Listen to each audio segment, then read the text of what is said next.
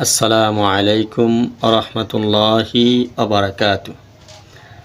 প্রিয় বন্ধুরা, যাদের বর্তমানে চোখ লইতেছে, চোখে ব্যথা, চোখে কম দেখেন, যাবতীয় চোখের সমস্যা যারা আক্রান্ত হয়েছেন বা হচ্ছেন, তাদের জন্য অত্যন্ত গুরুত্বপূর্ণ একটি তদবির, গুরুত্বপূর্ণ একটি আমল আজকে বলে দিব, যে আমলটির মাধ্যমে আপনি চোখের যাবতীয় রোগ থেকে মুক্তি পাবেন ইনশাআল্লাহ।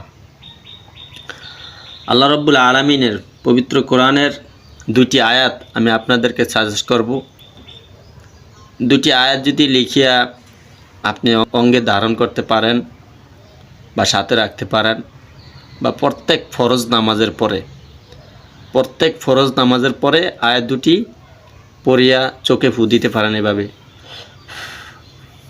এভাবে ফু দিয়ে আল্লাহ পাক আপনার চোখের যে কোনো সমস্যা, যত সমস্যা, চোখের যত রোগ আছে ইনশাল্লাহ সকল রোগ থেকে মুক্তি দিবেন।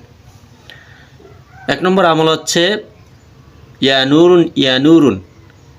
আল্লাহ পাকের এই সিফাতির নামটি 7 বার পরে ইয়ানুরুন এভাবে ফু দিবে 7 বার পরে।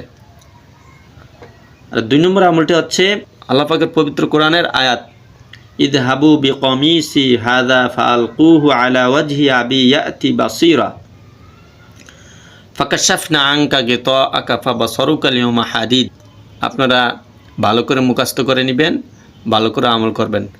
আর যাদের একান্তই যারা না পারেন, তারা চোখের যাবতীয় সমস্যা তদবির করতে চান, তাহলে আমার সাথে যোগাযোগ করবেন। আমি আপনাকে ভালো একটি সমাধান দিব ইনশাআল্লাহ।